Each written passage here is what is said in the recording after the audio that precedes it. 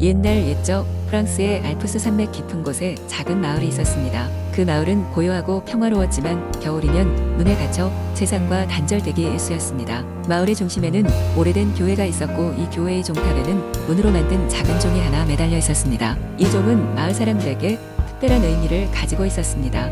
전설에 따르면 이 은종은 순수한 마음을 가진 사람이 종을 울리면 그 소리가 행복과 평화를 가져다 준다고 합니다. 그러나 몇 년째 이 은종을 울릴 수 있는 사람은 없었습니다. 마을 사람들은 그저 매년 축제 때마다 종을 닦으며 전설을 되새길 뿐이었습니다. 어느 춥던 겨울 마을의 한 소녀가 부모와 함께 이사 왔습니다. 소녀의 이름은 엘레나였고 그녀는 항상 말없는 미소로 사람들을 대했습니다. 엘레나는 궁금한 것이 많아 종종 마을을 둘러보며 재미있는 것들을 찾아다녔습니다. 그러다 마을의 교회 종탑을 발견하게 되었습니다. 종탑에 매달린 은종을 본 엘레나는 왠지 모를 호기심에 사로잡혔습니다. 그녀는 마을 사람들에게 그 전설의 이야기를 들었고 그 이야기는 그녀의 마음을 사로잡았습니다. 엘레나는 순수한 마음을 가진 사람이 되면 종을 울리고 싶다는 소원을 품었습니다. 다음 날부터 엘레나는 도움을 필요로 하는 사람들을 돕고 자연을 사랑하며 모든 것에 감사하는 마음을 가지려 노력했습니다. 그녀의 행동은 마을 사람들에게 작은 변화와 기쁨을 주었습니다. 엘레나가 일으킨 작은 바람은 점차 커다란 영향을 미쳐 마을에는 조금씩 웃음과 사랑이 퍼졌습니다. 드디어 축제의 날이 되었습니다. 마을 사람들은 교회에 모였고 엘레나는 조용히 종탑으로 올라갔습니다. 그녀는 깊이 숨을 들이마시고 은종을 조심스럽게 울렸습니다. 놀랍게도 종은 맑고 청명한 소리로 울렸으며 그 소리는 산을 넘어 널리 퍼져나갔습니다. 마을 사람들은 그 소리를 들으며 엘레나의 순수한 마음과 노력에 감명받았습니다. 그 후로도 엘레나는 그녀의 순수함과 사랑으로 마을을 밝게 만들었습니다. 마을 사람들은 은종이 울릴 때마다 엘레나의 마음을 기억하며 함께 행복과 평화를 나눴습니다. 시간이 흘러도 은종의 소리는 항상 엘레나와 마을의 아름다웠던 그날을 추억하게 했습니다. 두 번째 이야기. 옛날 옛적 프랑스의 작은 마을에 레미라는 소년이 살고 있었습니다. 레미는 항상 새로운 모험을 꿈꾸며 지냈지만 평화로운 시골 마을에서는 특별한 일이 일어나지 않았습니다. 이 마을은 프랑스의 다른 마을처럼 아름다웠지만 평범한 사람들로 가득한 곳이었습니다. 그러던 어느 날 레미는 숲속 깊은 곳으로 모험을 떠나기로 결심했습니다. 숲은 마을 사람들로부터 위험하다고 알려져 있었지만 용감한 레미에게는 그저 새로운 모험일 뿐이었습니다. 그는 가방에 빵 몇 조각과 물병을 챙겨 길을 나섰습니다. 숲속을 걷던 중 레미는 이상한 신음을 들었습니다. 그 소리를 따라가 보니 한 마리의 작은 쥐가 덫에 걸려 있었습니다. 레미는 불쌍한 쥐를 보고 지체 없이 덫에서 쥐를 풀어주었습니다. 쥐는 레미에게 감사 인사를 전하더니 자신이 마법을 쓸 수 있는 쥐라고 밝혔습니다. 마법의 쥐는 레미의 용기와 친절함에 감동하여 소원을 하나 이뤄주기로 했습니다. 놀란 레미는 순간 간절히 원했던 것을 떠올렸습니다. 바로 전설의 마법 도구 루미에르의 랜턴을 찾고 싶다는 것이었습니다. 이 랜턴은 어둠 속에서도 길을 밝혀주는 기적의 물건이라고 전해져 내려왔습니다. 쥐는 레미를 위해 지도와 단서를 제공했고 레미는 모험을 이어갔습니다. 지도에 따라 숲을 지나고 거대한 강을 건너고 험준한 산을 넘는 동안 여러 난관에 부딪혔지만 레미는 결코 포기하지 않았습니다. 그렇게 며칠 밤낮을 헤맨 끝에 레미는 드디어 전설 속 랜턴이 숨겨진 신비로운 동굴에 다다랐습니다.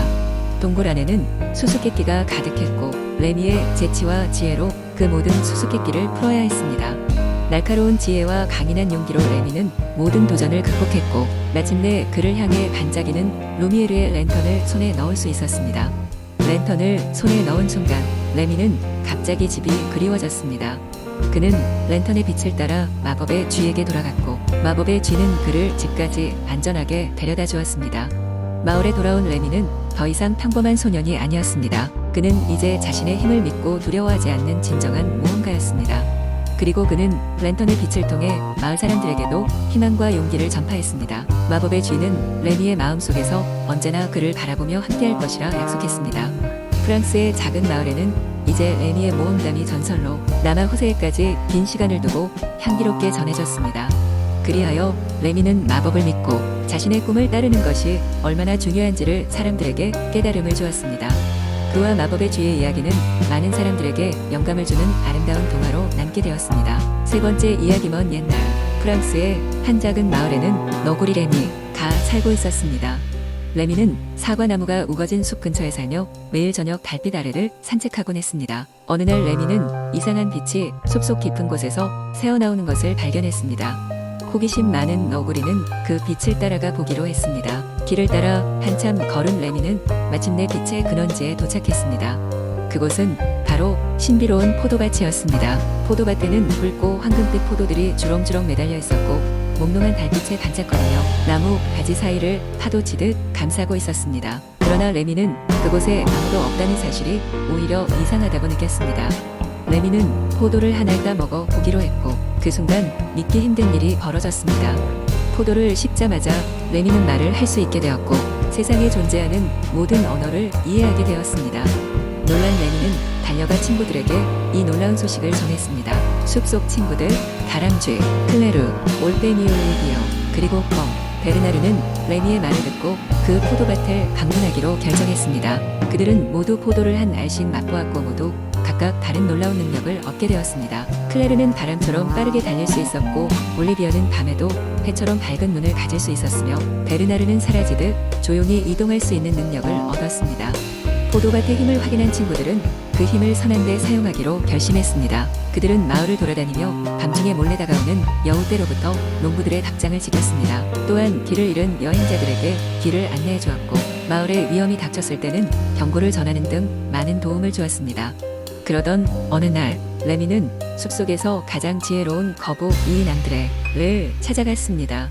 앙드레는 포도밭의 비밀에 대해 알고 있었고 그들에게 말했다. 신비한 포도밭은 오직 순수한 마음을 가진 자들에게만 모습을 드러내며 그들에게 잠시 동안 특별한 힘을 부여하지. 그러나 포도밭은 항상 같은 자리에 있는 것이 아니야. 주기적으로 그 위치가 바뀌지.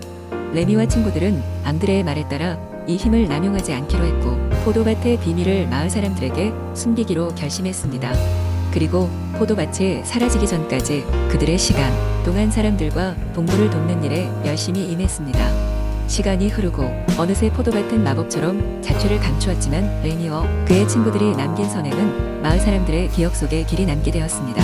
마을 사람들은 아직도 가끔씩 밤하늘을 바라보며 레미와 친구들이 몰래 자신들을 지켜주고 있다고 믿으며 감사한 마음으로 잠자리에 들곤 했습니다. 마침 그날 밤도 하늘은 포도가 익을 시기처럼 붉고 황금빛 별들로 반짝였고 이야기는 이렇게 끝나게 됩니다.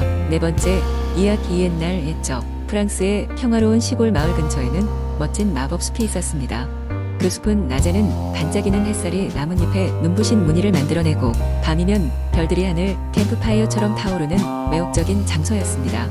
하지만 이 숲은 단순히 아름답기만 한 곳이 아니었습니다. 전설에 따르면 이곳은 오랜 세월 전부터 마법의 존재들에 의해 보호받고 있는 곳이라 했습니다. 전설에는 그들 중에서도 가장 놀라운 이야기가 장미 요정과 백합 요정에 관한 것이었습니다. 장미 요정 로즈는 뜨거운 열정과 생명력을 불어넣는 능력을 가졌습니다. 그녀가 지나가는 곳마다 붉고 화려한 장미들이 활짝 피어나 마을 사람들을 기쁘게 했습니다. 사람들은 로즈가 사랑과 행복의 전령이라 믿었고 그녀의 마법이 마을에 번영을 가져다 준다고 말했습니다. 반면에 백합 요정 릴리는 순수함과 평화를 상징했습니다. 그녀는 고요하고 부드러운 힘으로 마을 주변의 분쟁과 갈등을 잠재워 주었습니다. 릴리가 숲을 걸으며 백합을 피우면 그 향기로운 꽃은 마음의 평화를 선사했습니다. 어느 봄날 마을에 심각한 가뭄이 닥쳤습니다. 강물은 잦아들었고 밭의 곡식들은 시들어갔습니다. 마을 사람들은 걱정에 휩싸여 산다는 것 자체가 힘겨웠습니다. 그때 지혜로운 마을 노인이 숲의 깊숙한 곳에 장미 요정 과백합 요정을 찾아가 도움을 청하자고 제안했습니다. 마을 사람들은 숲으로 모여들어 로즈와 릴리를 찾기 시작했습니다. 숲 깊은 곳 반짝이는 호수 근처에서 두 요정은 그들을 기다리고 있었습니다.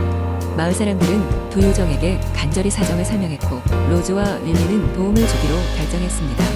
하지만 그 대가로 마을 사람들도 자연을 더 잘 이해하고 보살피기로 약속해야 했습니다. 로즈는 자신의 손끝에서 붉은 빛의 마법 꽃가루를 날려 보내고 릴리는 고운 향기를 품은 백합 꽃잎을 떨어뜨렸습니다. 그때 마법이 일어나 하늘에서는 비가 내려 대지를 적셨으며 마을 곳곳의 강물은 다시 흐르기 시작했습니다. 곡식들은 생기를 되찾았고 사람들은 환호했습니다. 마을은 작은 축제를 열어 두 요정에게 고마움을 표현했습니다. 비록 그 후로 로즈와 릴리는 모습을 감춘 듯 했지만 그 후로 마을 사람들은 숲을 조금 더 아끼고 보호하기 시작했습니다. 그리고 숲을 통해 우리는 자연과 조화롭게 살아가는 법을 배우며 매년 봄마다 아름다운 장미와 백합이 만발한 들판을 보며 두 요정의 사랑과 평화를 기리게 되었습니다. 그렇게 장미와 백합이 마법숲은 어디까지나 이야기 속에서 전해지는, 그러나 언제나 마음속에 남아있는 마법의 전설로서 전해졌습니다.